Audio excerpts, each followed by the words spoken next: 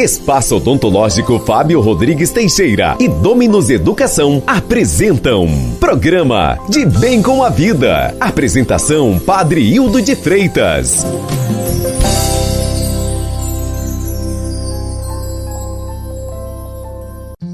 Quinta-feira, dia 31 de outubro, a Igreja reza pela evangelização dos povos. Bom dia, cidade de Arcos, bom dia a todos que nos dão o prazer da sua sintonia. Deus se compadece de nós e nos abençoe. Sua face resplandeça sobre nós e tenha misericórdia. Que na terra se conheça o seu caminho e a sua salvação por entre os povos. Nenhuma ameaça tira Jesus de sua fidelidade ao Pai, portanto permanece firme em sua missão. Está pronto a levar até o fim o anúncio do reino. Aqueles fariseus certamente queriam afastar Jesus de perto deles, falando-lhes da ameaça de Herodes, mas sua resposta é firme. Vai dizer a essa raposa: quem sabe qual é a força do reino não sucumbe a nenhuma ameaça. Estar com Deus no lugar secreto nos faz viver o propósito dele. Sei o que é passar necessidade e sei o que é ter fartura. Aprendi o segredo de viver contente em toda e qualquer situação. Seja bem alimentado, seja com fome, tendo muito ou passando necessidade. Tudo posso naquele que me fortalece. Carta aos Filipenses, capítulo 4, versículos 12 e 13. Qual é a sua definição de sucesso na vida? Muitos de nós queremos o sucesso na família, na carreira profissional ou acadêmica, nos relacionamentos, enfim, no legado deixado para as gerações futuras. Não há nada de errado com isso, mas o verdadeiro sucesso é viver no centro da verdade de Deus e ter todas as áreas da vida alimentadas com o coração do Pai. Entendo que Deus nos chama para uma vida de sucesso, que só pode ser vivida quando estamos alinhados com a sua vontade, não necessariamente relacionada às nossas conquistas materiais ou influências na sociedade. Quando Paulo escreveu o texto que lemos hoje, ele estava preso por pregar o Evangelho. Você pode imaginar alguém preso, privado do convívio social, escrever tais palavras? Aprendo que o que movia esse homem era viver o propósito que Deus lhe destinou. Apesar de toda tribulação e dificuldade, Paulo sabia que sua missão era anunciar o Evangelho às nações. E isso alegrava o seu coração em todo o tempo. Que propósito tem movido o seu coração? Descobri o meu quando conheci Jesus e passei a me relacionar intencionalmente com Ele. Você foi criado para ter uma vida de sucesso, caminhando no centro da vontade de Deus. Aprendo que, quando descobrimos o propósito para o qual nascemos, a vida muda completamente. Nenhum tipo de circunstância contrária é maior que nossa determinação em cumprir aquilo que o Pai nos confiou. Deus confiou cada um de nós para uma vida relevante, mas isso só vem à tona quando olhamos para Ele. Como o Cristo foi fiel ao Pai, quem ouve o Evangelho é chamado à fidelidade a Cristo. O agressor, geralmente aquele que pratica o bullying, gosta de aparecer e ser o centro das atenções. Precisa estar no comando da situação para se autoafirmar e exteriorizar sua raiva agredindo. A baixa estima do agressor pode ser um dos gatilhos para cometer atos perversos, pois dessa forma se sente mais poderoso. Muitas vezes a criança e o adolescente agressor veem na imposição de sua vontade sobre os mais frágeis uma forma de se sentirem fortes. Assim, não raro, a agressividade é apenas subproduto de um grau elevado de baixo amor próprio, que acaba sendo agravado quando pais e educadores não tomam conhecimento disso. Vale destacar que a grande dificuldade de combater o bullying se deve justamente ao fato de tantos agressores quanto as vítimas não conseguirem abandonar seus respectivos papéis e buscarem novos valores. Os espectadores, aqueles que têm conhecimento das agressões e de alguma forma incentivam sua ocorrência, têm um papel fundamental na alimentação do bullying, pois sem eles, o agressor não atingiria seu objetivo. Muitos se colocam como torcida, estimulando a continuidade das humilhações e dessa forma tornam-se coautores do mal feito. Estratégias de prevenção. A escola é o lugar privilegiado para prevenir o bullying por meio da promoção destes debates que envolvam alunos, pais, professores, coordenadores, além da própria direção. Isso permite não apenas definir normas de convivência e sanções, como também identificar eventuais casos que estejam ocorrendo dentro da escola. A punição também desempenha uma função importante no processo de combater o bullying. Num primeiro momento, cabe à instituição tentar rastrear os motivos que levaram a tal conduta, para o que se faz necessário a convocação dos pais ou responsáveis pela criança agressora.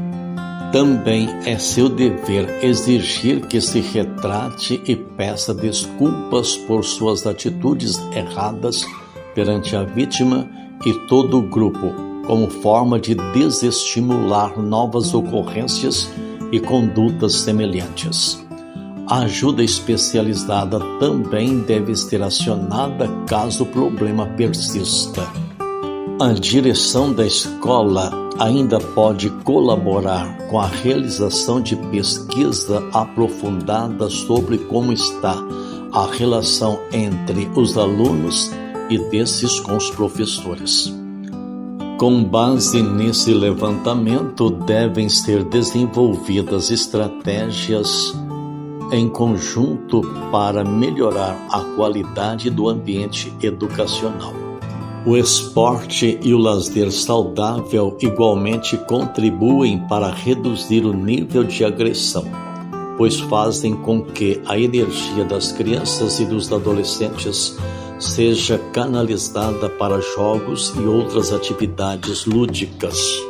Não podemos esquecer que todos nós trazemos em nosso íntimo uma certa dose de agressividade, que é uma característica natural do ser humano. Contudo, sua existência deixa de ser admissível quando permitimos que esses impulsos se expressem de forma livre, sem limites. É para evitar que essas coisas cheguem a esse ponto que existe o processo de educação, no qual aprendemos a nos controlar.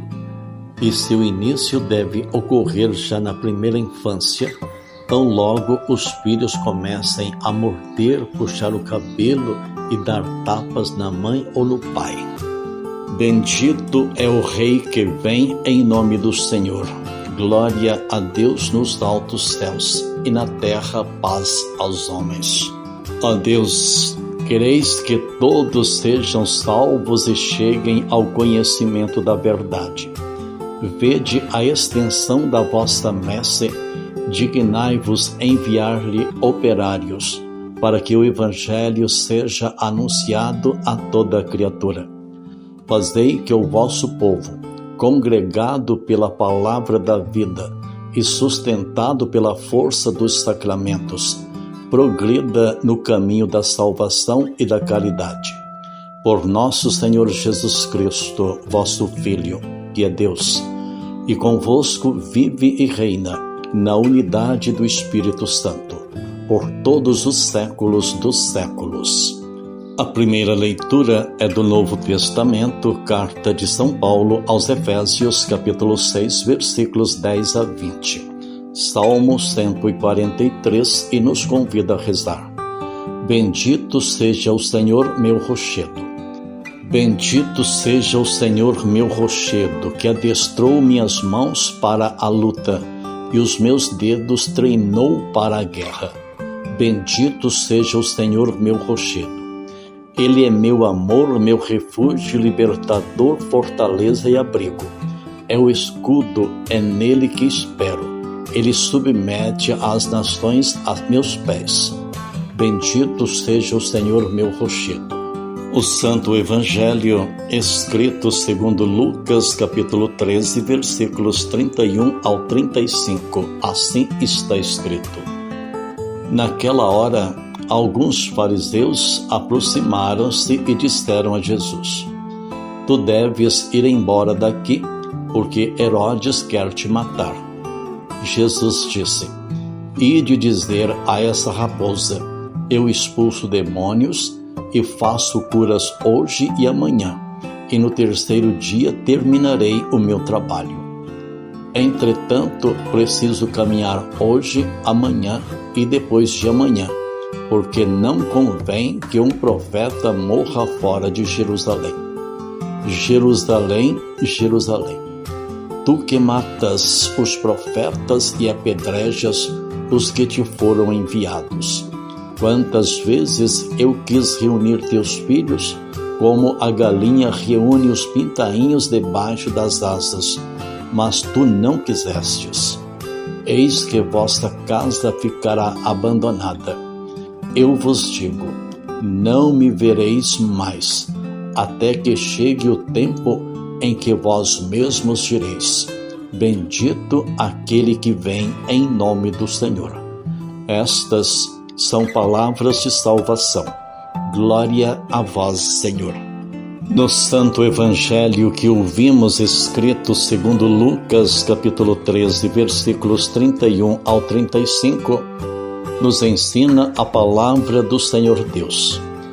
Tu deves ir embora daqui, porque Herodes quer te matar. Alguns dizem que os fariseus apenas estavam querendo afastá-lo daquela região. Com certeza havia alguns com sinceridade e desejavam seu bem, e por isso o aconselhavam a se ausentar dali. Certamente havia a preocupação com a segurança de Jesus. Ele, porém, recusa-se a fugir. Continuaria ali até a hora de ir para Jerusalém, mesmo sabendo que lá teria de enfrentar a condenação e a morte. Entrega-se totalmente nas mãos do Pai, pronto a ser coerente até o fim. Ensinai todas as nações a observar tudo o que vos tenho ordenado, diz o Senhor. Eis que eu estarei convosco todos os dias até o fim do mundo. A palavra do Senhor vem nos ajudar a refletir sobre o dia do Senhor, que para os judeus é o sábado e para os cristãos o domingo. Antes de tudo, é bom lembrar que há um dia sagrado em nossa lei trabalhista, como o direito do cidadão de descansar para ficar junto de sua família e cuidar de seus deveres pessoais. Isso é muito importante para o ser humano, e a Sagrada Escritura, por princípio de justiça divina, também ressalta esse direito. Procuremos compreender um pouco mais a grandeza do dia do Senhor. O Evangelho nos relata o episódio dos discípulos que, passando pelo meio de um trigal em dia de sábado, começam a apanhar as espigas de trigo porque estavam com fome. Os fariseus vieram contestar a Jesus por estarem infringindo a lei judaica do sábado como dia sagrado. Jesus toma posição de autoridade diante daquele fato. O Filho do Homem é Senhor também do sábado. Se a questão era uma lei divina, Jesus tinha, então, toda a autoridade para aceitá-la ou não. Voltando-se para os nossos dias, para quem fica arraigado só no modo de pensar, isso pode acontecer na igreja. Então, dificilmente mudará o pensamento. Descobrirá algo novo que faz progredir e amadurecer na fé. É um passo importante que todos devem dar para o crescimento da vida em Deus. Os fariseus não tinham outro caminho senão contestarem a Jesus pelo fato de não aceitarem o projeto do reino por ele anunciado. Poderia até estarem convencidos, no entanto, considerando o ambiente em que viviam e o medo de perderem o prestígio, não mudavam de posição ou opinião. O Evangelho nos mostra de modo muito claro que o rigorismo nos preceitos da lei é prejudicial, pois assim não cumprem sua missão. A lei tem sentido se estiver ao lado do ser humano, a favor da vida, da justiça, dos valores insubstituíveis. Ao contrário, ela escraviza, domina, tira a sagrada liberdade. Aprendamos, pois, o valor ético de uma lei, quando se colocam em primeiro lugar a vida e o respeito ao ser humano. A vida é o valor ético acima de qualquer outro, até mesmo o religioso, como nos mostra Jesus. Olhemos, pois, para o Evangelho como a palavra que nos motiva a viver com dignidade nossa fé, comprometidos no amor, na justiça e na defesa da vida. Não queiramos uma estrutura religiosa feita de exterioridades, mas com uma verdade que vem de dentro e faz acontecer o dinamismo da vida. Os apóstolos amadureceram na fé, porque foi assim que Jesus os tratou. Olhou o que vinha de dentro e não as exterioridades. Abençoe-vos o Deus Todo-Poderoso, Deus Pai, Deus Filho e Deus Espírito Santo.